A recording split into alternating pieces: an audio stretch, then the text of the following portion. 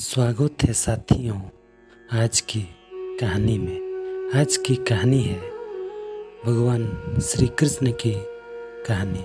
उनके द्वारा बताए गए कुछ अनमोल विचारों को जानेंगे। महाभारत युद्ध के दौरान जब अर्जुन अपने परिजनों को मारने के लिए अनिच्छुक थे, तब श्री कृष्ण ने अर्जुन को भगवत गीता का ज्ञान प्रदान किया था।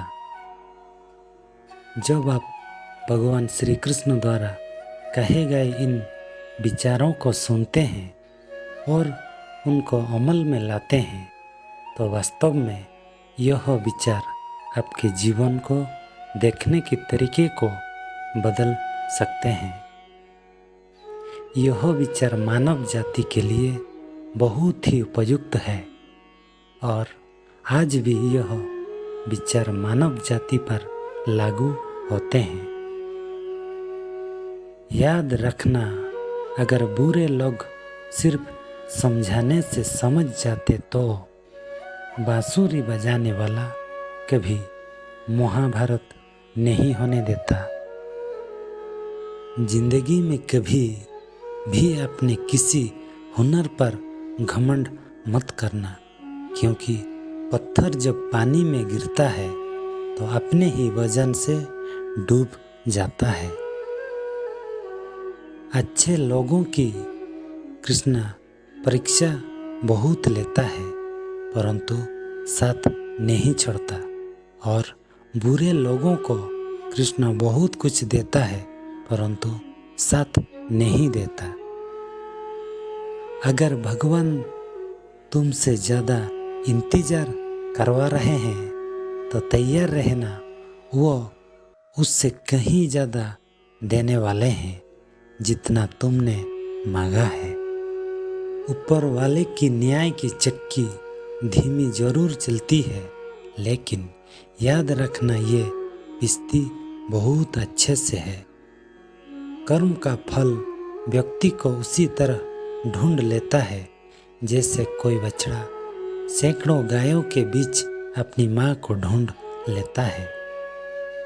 इतिहास कहता है कि कल सुख था, विज्ञान कहता है कि कल सुख होगा, लेकिन धर्म कहता है कि अगर मन सच्चा और दिल अच्छा है तो हर रोज सुख होगा। बहुत विनम्रता चाहिए रिश्तों को निभाने के लिए। छल कपट से तो सिर्फ महाभारत रची जाती है।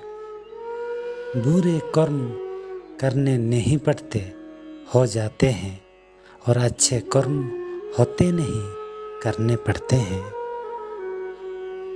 जिंदगी में दो लोगों का होना बहुत जरूरी है। एक कृष्णा जो ना लड़े फिर भी जीत पक्की कर दे, दूसरा कर्ण जो हार सामने हो फिर भी साथ न छोड़े। अज्ञानी व्यक्ति स्वयं के लाभ के लिए कार्य करते हैं, जबकि बुद्धिमान लोग विश्व के कल्याण के लिए कार्य करते हैं। आपके मन को अगर आप अपने बस में नहीं करेंगे तो वो आपके दुश्मन की तरह काम करना शुरू कर देगा। अहंकार करने पर इंसान की प्रतिष्ठा, वंश और वैभव तीनों ही चले जाते हैं। विश्वास ना हो तो रावण, कौरव और कंस का अंत देख लो। तू करता वही है जो तू चाहता है, होता वही है जो मैं चाहता हूँ। तू वही कर जो मैं चाहता हूँ, फिर होगा वही जो तू चाहता है। इंसान गलत कार्य करते समय दाएं बाएं आगे पीछे चारों तरफ देखता है, बस ऊपर देखना भूल जाता है। क्रोध से भ्रम पैदा होता है, भ्रम से बुद्धि व्यग्र होती है, जब बुद्धि व्यग्र होती है तब तर्क नष्ट हो जाता है, जब तर्क नष्ट हो जाता है तब व्यक्ति का पतन हो जाता है। श्री कृष्ण कहते हैं कि जन्म लेने वाले के लिए मृत्यु उतनी ही निश्चित है जितना कि मृत्यु होने वाले के लिए जन्म लेना। इसलिए जो अपरिहार्य है उस पर शक मत करो। हद से ज़्यादा सीधा साधा होना भी ठीक नहीं है, क्योंकि जंगल में सबसे पहले सीधे पेड़ को काटा जाता है और टेढ़े मेढ़े को छोड़ दिया जाता है। जिंदगी के इस रण में खुद ही कृष्ण और खुद ही अर्जुन बनना पड़ता है। रोज अपना ही सारथी बनकर जीवन के महाभारत को लड़ना पड़ता है। भरोसा अगर खुद पर रखो तो ताकत बन जाती है और दूसरों पर रखो तो कमजोरी बन जाती है। आप कब सही थे इससे कोई याद नहीं रखता है, लेकिन तुम कब गलत थे इससे सब लोग याद रखते हैं।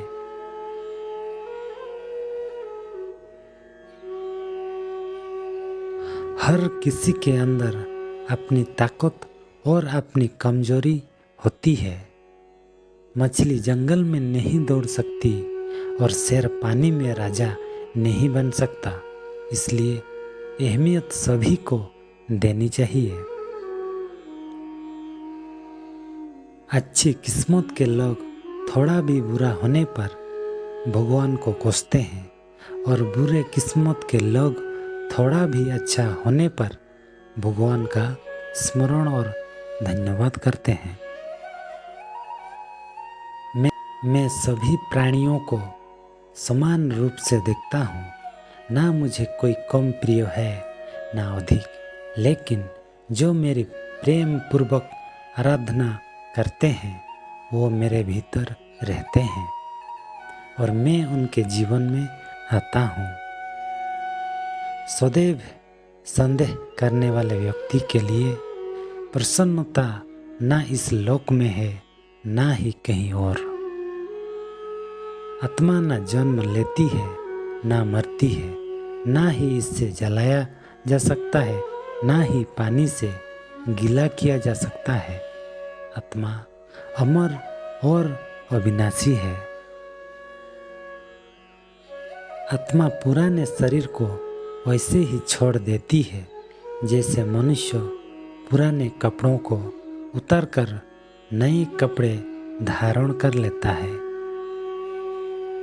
मेरे भी कई जन्म हो चुके हैं, तुम्हारा भी कई जन्म हो चुके हैं। ना तो यह मेरा आखिरी जन्म है और ना यह तुम्हारा आखिरी जन्म है। मोहग्रस्त होकर अपने कर्तव्य के रास्ते से हट जाना मूर्खता है, क्योंकि इससे ना तो तुम्हें स्वर्ग की प्राप्ति होगी और ना ही तुम्हारा कीर्ति बढ़ेगी।